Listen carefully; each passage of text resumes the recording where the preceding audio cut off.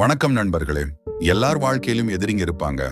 ஆனா உனக்கு வெளியில தெரிஞ்ச எதிரிகளை எதிர்கொள்வது எவ்வளவு கடினமோ அதை விட பல மடங்கு வலி தர்றது என்னன்னா, நம்ம கூட ஒரே வீட்டுல வாழ்ந்தவங்க, ஒரே சாப்பாட்டை உண்டவங்க, காலம் செல்ல செல்ல நமக்கு எதிரியாக மாறும்போது ஏற்படும் மனவலிதான். இதை சாதாரணமா புரிஞ்சிக்க முடியாது. இதை அனுபவிச்சவனுக்குத்தான் தெரியும் அதோட வலி என்னன்னு. சாணக்கியர் என்ன சொல்றாருன்னா, அவர் வாழ்ந்த காலத்துல அரசர்களை வீழ்த்தியது வெளிநாட்டு எதிரிகள் அல்ல, சொந்த உறவுகள், அமைச்சர்கள், குடும்பத்தினர்கள் தான். அதனாலதான் சாணக்கியா நீதியில் பகைவர் வீட்டுக்கு வெளியே இல்ல, பெரும்பாலும் வீட்டிற்குள் தான் இருக்கிறார்கள் என்ற கருத்து பல இடங்களில் வலியுறுத்தப்படுகிறது. நண்பர்களே, வீடியோக்குள்ள போறதுக்கு முன்னாடி இந்த மாதிரியான லைஃப்க்கு தேவையான கண்டென்ட் வேணும்னா நம்ம சேனலுக்கு சப்ஸ்கிரைப் பண்ணிட்டு இந்த வீடியோவுக்கு லைக் போட்டுருங்க. இங்கே உன் குடும்பத்தினர்கள் என்று சொல்வது உன் அப்பா அம்மாவை கிடையாது, உன் உறவினர்களை. குடும்ப நபர் எதிரியாக மாறுவது திடீரென்று நடக்காது. அது மெதுவாக, மிக சத்தமில்லாமல், நம்மால் கவனிக்க முடியாத அளவுக்கு தொடங்குகிறது. ஆரம்பத்தில் அது பொறாமையாக இருக்கும், பின்னர் ஒப்பீடாக மாறும், இறுதியில் வெளிப்படையான எதிர்ப்பாக மாறும். இதை உணராத மனிதன் தன்னை தானே அழித்துக் கொள்கிறான் என்று சாணக்கியா எச்சரிக்கிறார். இங்கே முதல் முக்கிய வழி என்னவென்றால், உண்மையை உண்மையாக ஏற்றுக்கொள்வது. குடும்பம் என்ற பெயருக்காக உண்மையை மறுக்கக்கூடாது.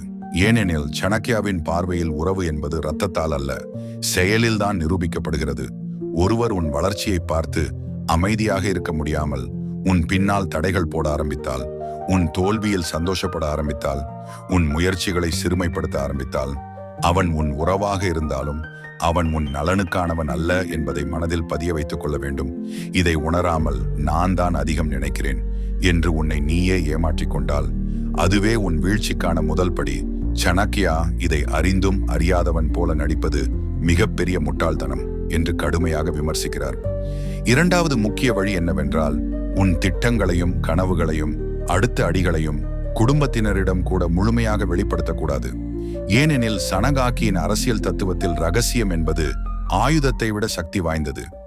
எதிரி உன் திறமையை அறிந்தால் நீ போரில் தோல்வியடையலாம், ஆனால் எதிரி உன் திட்டத்தை அறிந்தால் நீ போரிடுவதற்கு முன்னே தோல்வியடைவாய்.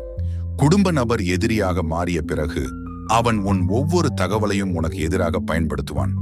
உன் சொற்களை மாற்றி சொல்வான், உன் எண்ணங்களை திரித்து மற்றவர்களிடம் பரப்புவான், உன் பலவீனங்களை ஆயுதமாக மாற்றுவான்.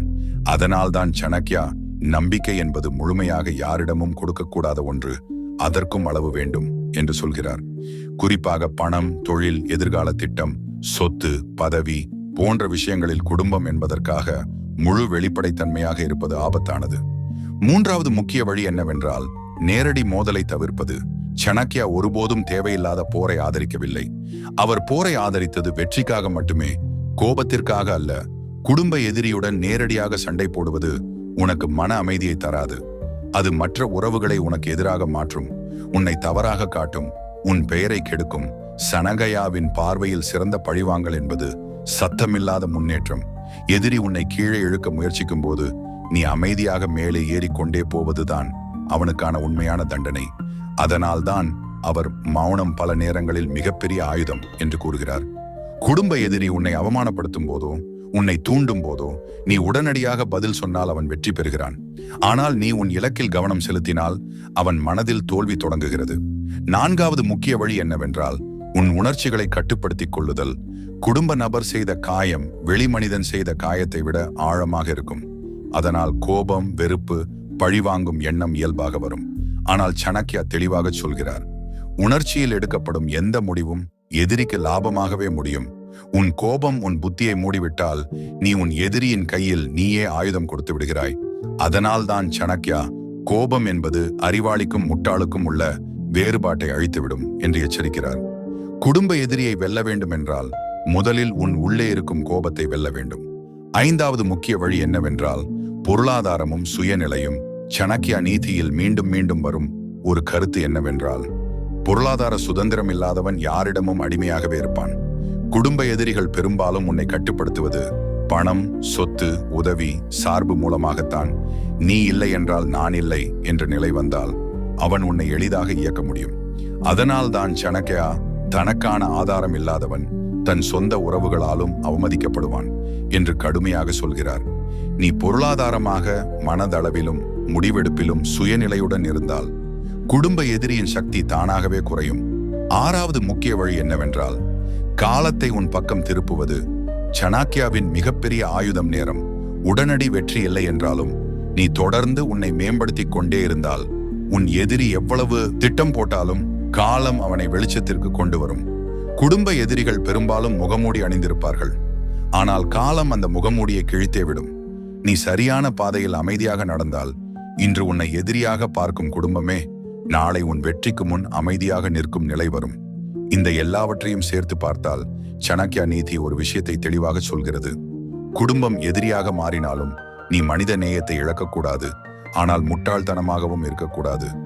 உன் வாழ்க்கை உன் கையில் இருக்க வேண்டும், உறவுகளின் கருணையில் அல்ல. இதுதான் சாணக்கியா காட்டிய முதல் பெரிய பாதை. குடும்ப எதிரியை சமாளிக்கிறது வெளியில போற்ற யுத்தம் மாதிரி இல்ல, அது ஒரு உள்மன யுத்தம். இந்த யுத்தத்தில் தோக்கிறவன் வெளியில எவ்வளவு வெற்றி பெற்றாலும் உள்ளுக்குள்ள உடைந்தவனாகவே இருப்பான். குடும்ப எதிரிகள் பெரும்பாலும் உன்னை நேரடியாக அழிக்க மாட்டாங்க. அவங்க உன் நம்பிக்கையை மெதுவாக சிதைப்பார்கள், உன் முடிவுகளை கேள்விக்குறியாக மாற்றுவார்கள், உன் தேர்வுகளை தவறானவை போல காட்டுவார்கள். இது போன்ற வார்த்தைகள் மூலம் உன் மனதில் குற்ற உணர்ச்சியை விதைப்பார்கள். சாணக்கியாவின் பார்வையில் இது மிகப்பெரிய வஞ்சகம். ஏனெனில் உண்மையான உறவு உன் வளர்ச்சியை நிறுத்தாது. ஆனால் குடும்ப எதிரி உன் வளர்ச்சியை தன்னுடைய பாதுகாப்புக்கு ஆபத்தாக பார்க்கிறான்.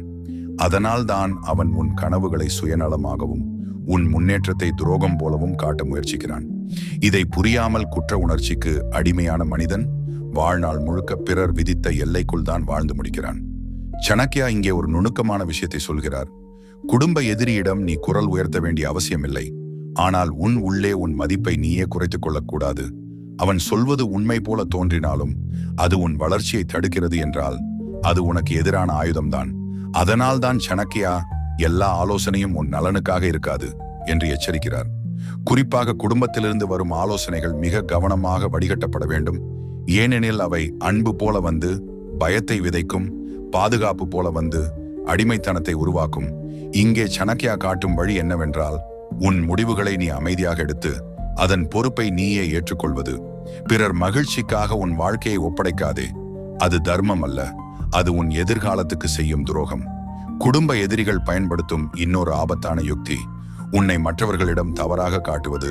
உன் சொற்களை திரித்து சொல்வார்கள், உன் அமைதியை பலவீனமாக மாற்றுவார்கள், உன் தனித்தன்மையை அகந்தை போல விளக்குவார்கள்.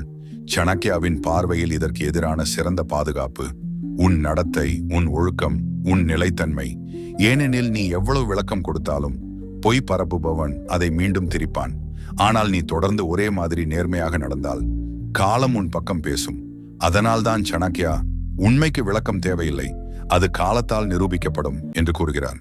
இந்த நிலையில் பலர் மனதில் வரும் கேள்வி ஒன்று, நான் எப்போதும் அமைதியாக இருந்தால் அவர்கள் என்னை பயன்படுத்த மாட்டார்களா என்பதுதான்.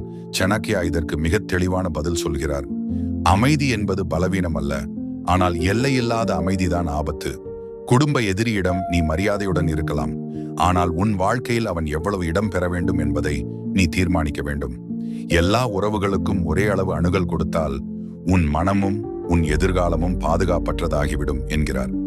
குடும்பம் எதிரியாக மாறினாலும் சாணக்கியா நம்மை கோபப்பட சொல்லல, பழிவாங்க சொல்லல. அவர் சொல்லியது ஒரே விஷயம்தான், உன் வாழ்க்கையை நீ இழக்காதே.